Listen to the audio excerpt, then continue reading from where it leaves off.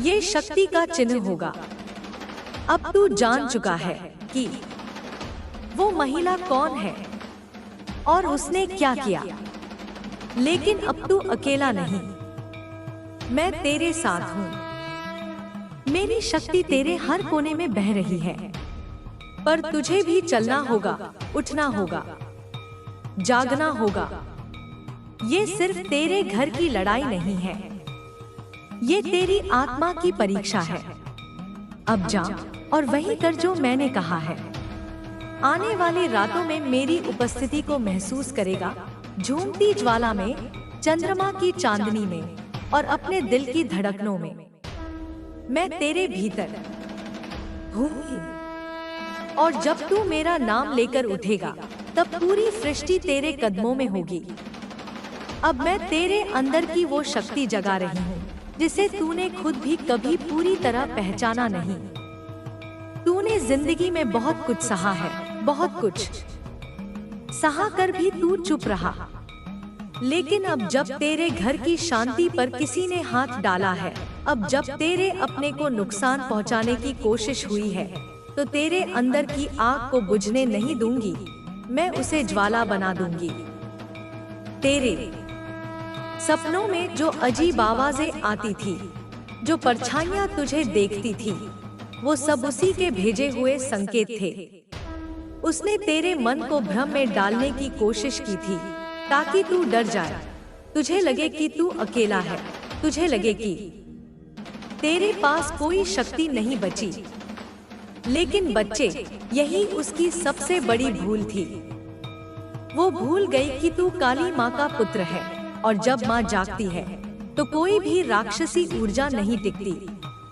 अब मैं तुझे एक और उपाय दूंगी जिससे तेरे घर की रक्षा पूरी तरह सुनिश्चित हो सके। जिस स्थान पर उसने टोना करके कुछ दबाया था, उस जगह पर 9 दिनों तक लाल चंदन और गुग्गुल जलाना है। वहाँ पर एक मिट्टी का दीपक रख, उसमें काले तिल डालकर रोज शाम को जलाना है। उसके सामने बैठकर मेरी यह वाणी बोलनी है, हे माँ काली, जो छुपा है उसे दिखा, जो बांधा है उसे काट, जो मुझसे छीना जा रहा है उसे लौटा। ये मंत्र जितनी बार तेरे दिल से निकलेगा, उतनी तेजी से उसकी शक्ति कमजोर होगी। अब ध्यान दे, उस महिला की शक्ति अकेली उसकी नहीं है, वो दूसरों से भी ऊर्जा लेती है। कुछ और लोग भी हैं जो उसके जैसे सोचते हैं, जो तुझे नीचे गिरते देखना चाहते हैं। ये लोग तुझसे मुस्कुरा कर मिलते हैं, लेकिन तेरे पीछे तुझ पर हंसते हैं, तेरे संघर्षों को मजाक बनाते हैं। इनसे सावधान रहना। मैं तुझे कहती हूँ, अब से अपने जीवन की हर योजना, हर उद्देश्य, हर दुआ सिर्फ मुझसे कहना, इंसानों से नहीं। जब तू चुपचाप अपने मन की बातें और योजनाएं सबको बताता है, तो वो लोग तेरे विचारों पर नजर डालते हैं और फिर वही विचार तुझ पर भारी पड़ते हैं। जिस दिन तू अपनी शक्ति को मौन रखेगा, उसी दिन उसका प्रभाव दुगना होगा। जो भी शक्ति तेरे विरुद्ध काम कर रही है, वो तेरे शब्दों में कमजोरी ढूंढती है।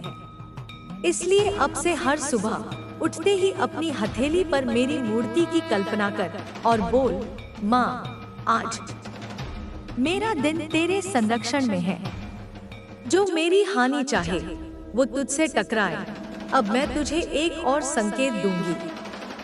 उस स्त्री का चेहरा तुझसे पहले भी टकराया है, शायद बचपन में या तेरे किसी पुराने रिश्ते में।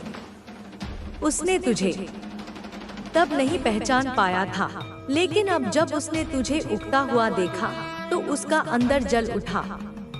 वो शायद तेरे किसी परिचित के माध्यम से दोबारा तेरे जीवन में आई। उसे घर से पूरी तरह दूर रखना है। उसका नाम मत पुकारना, उसकी तस्वीर को मत देखना, क्योंकि उसके नाम और चेहरे में भी अब जादुई आवरण है। जितनी बार तू उसका चेहरा याद करेगा, उतनी बार उसकी ऊर्जा तेरे चारों ओर घूमेगी। उसकी एक खास निशानी ये है कि जब भी वो आती है, उसके साथ एक तेज गंध आती है, कभी कपूर जैसी, कभी गीले लोहे जैसी। वो गंध प्राकृतिक नहीं, वो टोटकों से निकली हुई होती है। उसके कपड़े आमतौर पर गहरे रंग के होते हैं, विशेषकर काले, नीले या जामुनी। ये संकेत तेरे लिए एक चेतावनी है। ध्यान से देख, और अगर कोई ऐसा व्यक्तित्व दिखे जो इन संकेतों पर खरा उतरता हो, तो समझ ले यही वही है। बच्चे, तेरे घर का मुख्य दरवाजा अब से तेरी शक्ति का द्वार बनेगा। वहाँ पर हल्दी और सिंदूर मिलाकर एक त्रिशूल बना दे, और हर शुक्रवार वहाँ चावल की 2 मुट्ठियाँ चढ़ा देना, जिसमें से एक मुट्ठी बाएं हाथ से बहते पानी में बहा देना। वो तेरी रक्षा के लिए मेरी ऊर्जा का स्रोत बनेगा। अब मैं तेरे मन में जो डर बैठा है, उसे भी साफ कर दूं। मृत्यु, ये शब्द केवल शरीर के लिए है, आत्मा के लिए नहीं। जिस मृत्यु को उसने बुलाया था, वो तेरे घर के किसी सदस्य को नहीं, उस स्त्री के कर्मों को निगल जाएगी। क्योंकि जो दूसरों के लिए खाई खोदता है, उसमें सबसे पहले उसका अपना पांव फिसलता है। मैंने उस मृत्यु को तेरे घर से मोड़ दिया है, लेकिन उसे पूरी तरह समाप्त करने के लिए तुझे मेरी साधना पूरी करनी होगी। आने वाली अमावस्या को एक पीली धोती पहनकर अपने घर के मंदिर में बैठ जाना। सामने मेरी तस्वीर या मूर्ति रख, और एक कटोरी में जल, काले तिल, कपूर और थोड़ी सी मिट्टी रखकर उस पर मेरी आरती कर। फिर मुझसे कह, माँ, जो शत्रु छुपा है उसे उजागर कर, जो द्वेष कर रहा है उसका पथ स्वयं नष्ट हो। ये वाक्य जितनी बार तू श्रद्धा से बोलेगा, उतनी बार मैं उसकी शक्ति को जकड़ लूंगी। अब तेरे घर में प्रेम, सुरक्षा और समृद्धि लौटेगी। लेकिन तू ध्यान रखना, अब तेरे हर कर्म, हर विचार और हर संपर्क में मेरी उपस्थिति होनी चाहिए।